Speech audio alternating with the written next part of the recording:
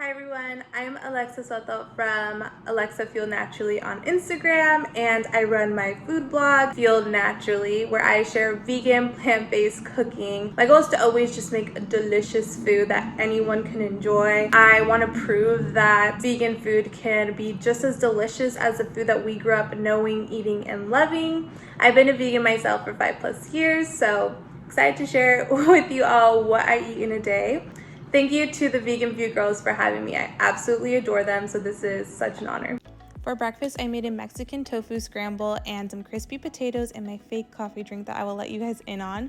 So I basically got inspo from what my dad used to make for me growing up, which is called huevos a la mexicana, which is a Mexican egg scramble, but I do it with tofu. So typically it's just onions, garlic, and tomato, but I also had some oyster mushrooms laying around, so I added those in. I saute the veggies first. I also steam my potatoes before I crisp them up. I find that it's so much faster that way. I crumble in my tofu, and then I add ground turmeric, nutritional yeast, and salt and pepper. I make a homemade salsa almost every week. It is my grandma's recipe. It's basically roasted tomatoes, onions, garlic, serrano pepper blended with cilantro. So I love the flavor and taste of coffee, but my body does not agree with it. So instead I have a coffee alternative called Dandy Blend. It is made out of dandelion root, chicory root, barley, rye, all plant ingredients. I like it with some oat milk and a little bit of pure maple syrup to sweeten. To me, it tastes like coffee. It's delicious. Here is my breakfast. It is so good. I put some salsa over top, and that's it. Hey guys, it's Nicole, and for breakfast on this day, I was so excited because I finally got to try my Purely Pecans pecan butter that I had been waiting to try until I used up the last of my almond butter. And finally the day came, and it was worth the wait because this stuff is incredible. It is just like peanut butter or almond butter, but with pecans, and it actually has some cinnamon and some sweet potato. It's delicious. So I cooked some quick cooking oats with a little bit of salt and water. I added some ground flax seeds and some frozen blueberries and quickly realized that I needed a larger bowl. But before I did that, I added my favorite thing ever, which is a couple of drops of almond extract. So I added some vegan yogurt to this, some apple that I had in the fridge, and the pecan butter. And this is my favorite vegan yogurt. I love it. I think it has a really nice consistency, and it just is so good on oatmeal. So I put some cinnamon on top, and I know this is not the prettiest bowl of oatmeal I have ever made, but the flavor happening here and all the different textures, and it is literal heaven. And I could eat this every single day and be happy because it was so good, and it basically tastes like fall in a bowl. Hey guys, it's Hannah. So I'm starting my morning out with an iced oat milk latte per usual. I've made this full recipe in another video, so definitely check that out if you want to see how I make this, but basically just adding the espresso to the ice and oat milk and stirring it on up. And then I'm gonna have some cereal for breakfast. I just wanted to make something easy, and I've been loving this Sunrise Crunchy Vanilla from Nature's Path. I'm adding some Ripple milk, which has 32 milligrams DHA omega-3s. Someone tell our friend Miley Cyrus. Anyways, I am adding the cereal to a bowl, adding the milk. You guys know how to do this, or maybe you don't, but very easy. And then to spice it up, I'm adding some banana, just slicing it up, and voila. Very easy breakfast for those days when I just can't be bothered to do much and still need to get some nutrition in. Hi guys, it's NISHA. So in the morning, I've been really enjoying starting out with these smoothies from Daily Harvest. My brain doesn't work in the morning, so it's so nice that these are just ready for me. And this is not an ad. I bought these with my own money. The chocolate blueberry one is my favorite. I'm really picky when it comes to smoothies, and I love this one.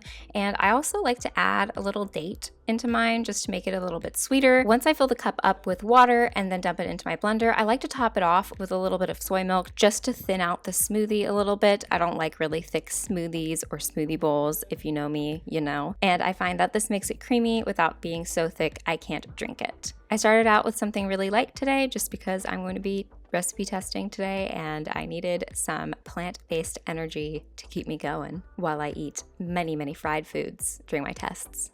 For lunch, I made some veggie tacos, and I also added in some leftovers of rajas con crema, which is an authentic Mexican dish that I veganize. Here are some corn tortillas. I love corn tortillas because of their simple ingredients. Typically, they will always be vegan as long as you get the authentic ones. It's just maíz, which is corn, water, and lime. These ones are from my local Mexican market. They're super fresh, made in-house, so they're extra delicious. If you have a Mexican market near you, I highly recommend you go pick up some tortillas. This may look weird, but basically you want to take a corn tortilla and wet it on both sides and add it to your really hot pan. And this way you will get super soft and moist tortillas. This is a trick from my mama. So there you have it. To have leftovers, I'm going to have some of these rajas con crema, which basically is like a Mexican green pepper that is roasted. And then I make a cashew cream to go with it and some corn. It's so good.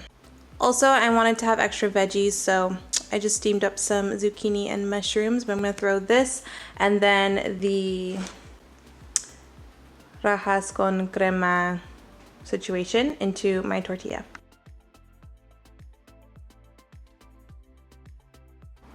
Also, can't forget the salsa. Salsa on everything. So for lunch on this day, I went ahead and made a really fast mac and cheese. I just cooked some orecchiette noodles till they were al dente, and then I added a store-bought vegan cheese sauce. This one is made with potatoes and cashews and nutritional yeast. It's by the Honest Stand, and it's pretty good. You can just use it as is directly into some cooked pasta. I find that I like to add a pretty good amount of salt and pepper to it, but it's really, really fast and creamy. So I went ahead and I stirred all that together. That took about 10 minutes from start to finish, and in the meantime, I went ahead and I just quickly kind of water sauteed some zucchini with some salt and garlic powder, and I piled that into a bowl, and that was my lunch. It was so good. My snack on this day looks a little bit sad because it is the last piece of zucchini bread, but I was so thrilled to remember that I had this because it was so good, and I just went ahead and I warmed it up so that it got really nice and soft again, and then I topped it with some tofu cream cheese because, as you guys can imagine, I still have quite a lot of vegan cream cheese left over in my fridge, and it kind of gives it like a cream cheese frosting effect. It's really good. I love putting vegan cream cheese on like pumpkin bread, banana bread, all of that, and I also had this with some cinnamon cashews, and it was delicious. Hello. It is lunchtime, and I am just gonna prep a bunch of veggies and stuff for a bowl. So I'm gonna start out with some sweet potatoes, and I'm going to chop them into thirds and bake them in the oven at 425 degrees for about 30 minutes. We'll see how long it takes. I'm using the toaster oven. Sometimes it is less than that, so we will see.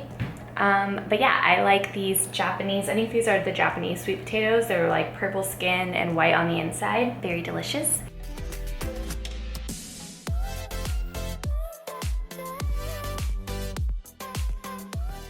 We're gonna experiment together. I usually do cubes and steam them first. I never bake them like this, but this restaurant that I really like in LA does their potatoes like this, so I'm gonna try it, and it could be a fail. We'll see.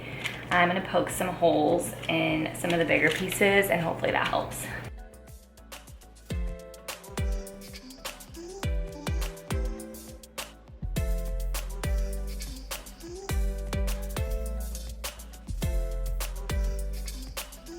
Okay, if I were smart, I would have done both the sweet potatoes and the Brussels sprouts in the oven, but I didn't think about it, so I think I just really enjoy using that little mini toaster oven. I just really do. So I think that's why I did that. But I'm gonna go ahead and do some Brussels sprouts and cook them in the oven at 400 degrees for about 20 to 25 minutes. And I'm gonna show you how I do that. All right, so I got the pre-cut Brussels sprouts this time because, you know, sometimes you just need a shortcut. They're already washed and cut, which is amazing. So add some parchment paper, add the Brussels sprouts. All right, then I'm just gonna add a little avocado oil and drizzle that on. Mix loosen that up, make sure they all get a little bit of oil on them. I'm gonna add some salt and pepper.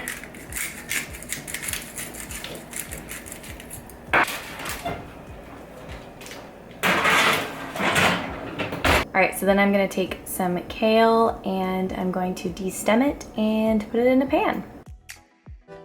All right, and then I'm gonna squeeze the juice of half of a lemon, add some salt, and then I'm gonna add some garlic granules as well. Let that cook down until it wilts. All right, so I like it when it's just bright green and a little bit wilted, so I'm gonna stop right there. And then I'm gonna make a sauce. All right, so I don't really have any measurements for this, but I'm basically just gonna put some tamari.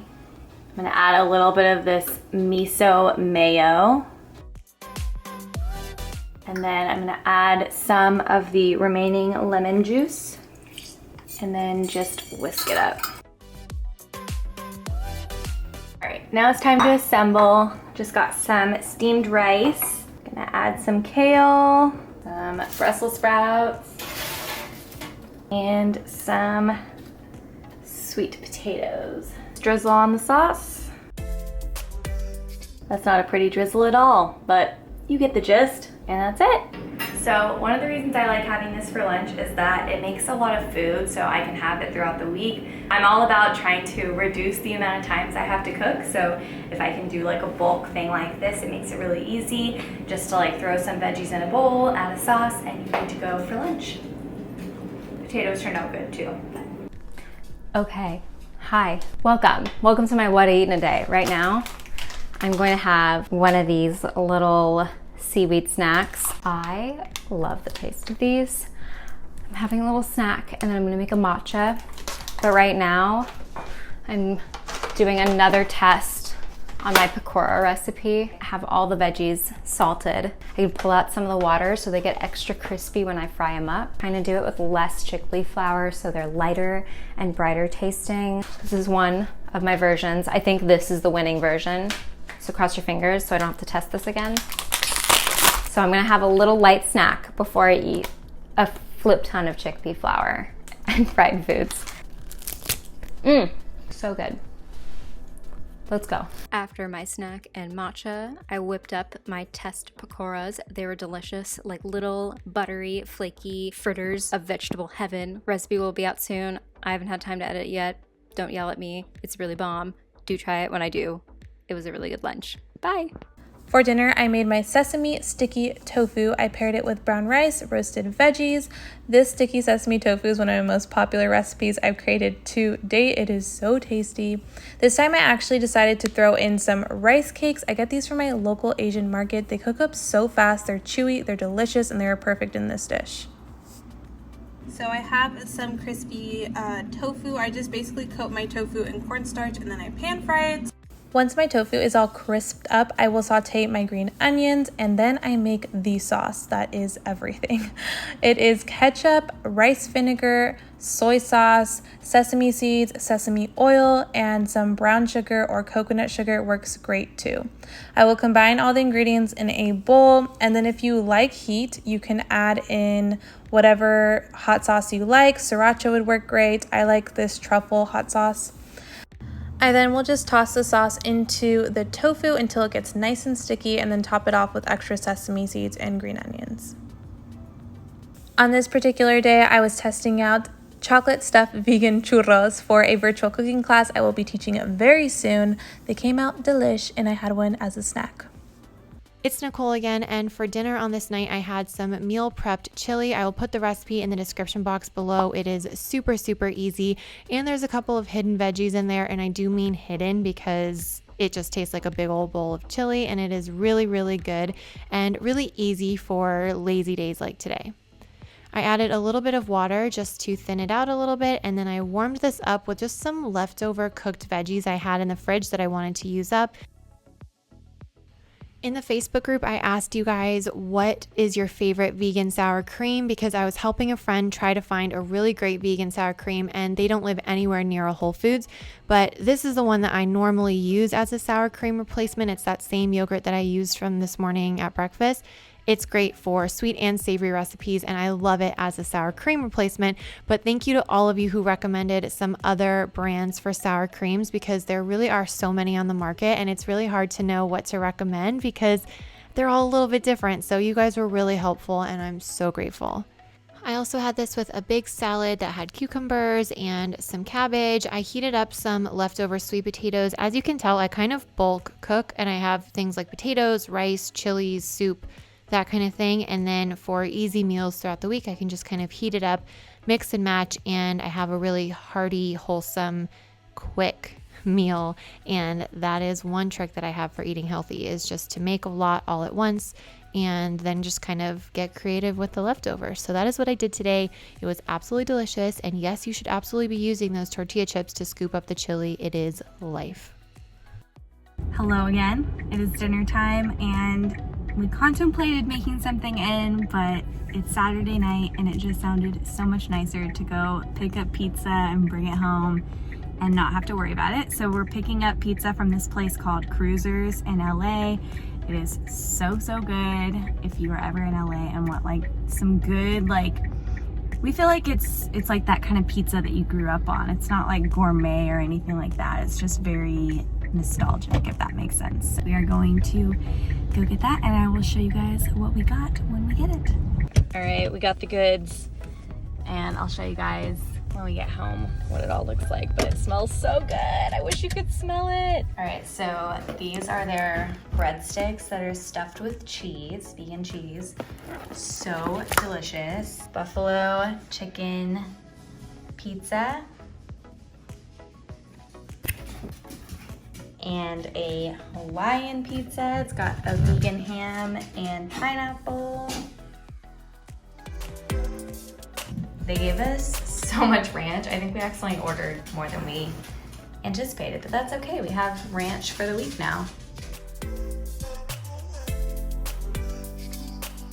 So for dinner, we just had some baked potatoes with some Italian sausage and lentils poured on top, and lemony garlic collard greens. I start off with my potatoes baking in the oven. I bake these for about an hour at 350 before I start dinner, and I cover them in olive oil and rock salt and poke a bunch of holes in them so they don't explode, so that they're ready by the time I start cooking dinner. This is a really easy dinner. I just start off by sauteing some garlic and some olive oil, and then I chop up my collards pretty fine. You can see we cook a lot of collards because your girl ate a lot of pakora today and needs some greens in her life. You know what I'm saying? You know that feeling, right? I saute those greens in the pan until they get to be a really nice bright green color. Then I'll just cover my pot, turn off the heat, and let them steam themselves so they don't get too dry and some of the bitterness comes out in the steaming. Then I finish them off with some salt, lemon juice, and ume plum vinegar. I'm happy to report I'm using Beyond hot Italian sausage again. It is delicious. I start off by sauteing those in a separate pan, and I wait for them to get all crispy, and then I just pour in some of this Amy's lentil soup. Then I add garlic granules, salt, paprika, and a little bit of cayenne for flavor. Once the potatoes are fully baked, I take them out to rest a little bit so that they get extra creamy. And now we're ready to plate. I'm going to take a couple of potatoes for myself, split them in half, and I'm going to put the lentil soup, hot Italian sausage combination on top, some garlicky, lemony collard greens on the side, and then I'm going to sprinkle more of the Follow Your Heart Parmesan on top of the sausage and lentils. And y'all, I also wanted to show you this dynamite spicy sauce that we are obsessed with. It has like eggplant and chilies. It is our obsession. We found it at a local sandwich shop. If you ever see it, buy it, buy it. And that was our dinner. And don't worry, Sprout did get a bite of potatoes.